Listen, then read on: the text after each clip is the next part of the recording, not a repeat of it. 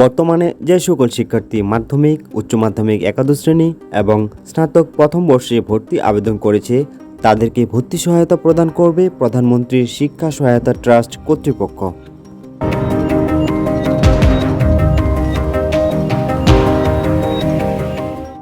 প্রধানমন্ত্রীর শিক্ষা সহায়তা ট্রাস্ট দরিদ্র ও মেধাবী শিক্ষার্থীদের শিক্ষা প্রতিষ্ঠানে ভর্তির নিশ্চিতকরণে ভর্তি সহায়তা প্রদান করে থাকে। মাধ্যমিক পর্যায়ে ৫,০০০ টাকা, উচ্চ মাধ্যমিক পর্যায়ে ৮,০০০ টাকা এবং স্নাতক ও সমমান পর্যায়ে ১০,০০০ টাকা হারে ভর্তি সহায়তা প্রদান করে। সঠিকভাবে আবেদন করতে হবে অনলাইনে। এই বৃত্তির জন্য যারা যোগ্য একমাত্র তাদেরকেই বৃত্তির টাকা প্রদান করবে প্রধানমন্ত্রীর শিক্ষা সহায়তা ট্রাস্ট। শিক্ষার্থীদের ভর্তির আগে কোনো টাকা প্রদান করা হবে না।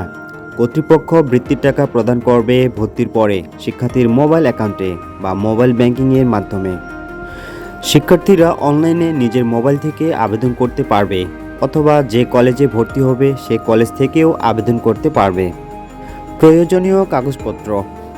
বৃত্তির আবেদনের জন্য যে সকল কাগজপত্রের প্রয়োজন হবে: ১ নম্বর শিক্ষার্থীর রঙিন ছবি, ২ নম্বর শিক্ষার্থীর স্বাক্ষর, ৩ নম্বর পিতামাতার জাতীয় পরিচয়পত্র, ৪ নম্বর শিক্ষা প্রতিষ্ঠান প্রধানের সুপারিশ নির্ধারিত ফর্মে এবং ৫ নম্বর পিতামাতা অথবা অভিভাবকের কর্মরত প্রতিষ্ঠান প্রধানের পত্রপত্র অথবা সুপারিশপত্র। এটি শুধুমাত্র তৃতীয় ও চতুর্থ শ্রেণীর কর্মচারীর সন্তানগণের ক্ষেত্রে প্রযোজ্য হবে। ভর্তি সহায়তা প্রাপ্তির সময়সীমা: ১. আবেদন করার ৪ থেকে ৬ মাস পর বৃত্তির টাকা প্রেরণ করা হবে। ২. শিক্ষার্থী ভর্তির সহায়তার জন্য নির্বাচিত হলে তার মোবাইলে SMS এর মাধ্যমে জানিয়ে দেওয়া হবে।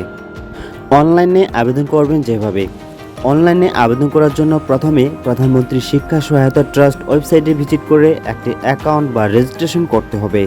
রেজিস্ট্রেশন করার জন্য লিঙ্ক ভিডিও ডেসক্রিপশন বক্সে দেওয়া হলো। রেজিস্ট্রেশন শেষ করার পর অ্যাকাউন্টে লগইন করে আবেদন করতে হবে। আবেদন করার জন্য লিঙ্ক ভিডিও ডেসক্রিপশনে দেওয়া হলো। আবেদনের লিঙ্কে ক্লিক করলে এরকম একটা পেজ ওপেন হবে। এরপর প্রথমেই নিবন্ধন করতে হবে। নিবন্ধন কমপ্লিট করার পর জন্ম নিবন্ধন নম্বর এবং পাসওয়ার্ড দিয়ে লগইন করবেন।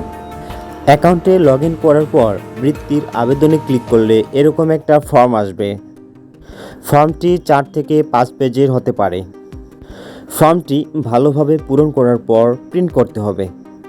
এরপর ফর্মের সাথে প্রয়োজনীয় কাগজপত্র সংযুক্ত করে নিজ প্রতিষ্ঠানে জমা দিতে হবে।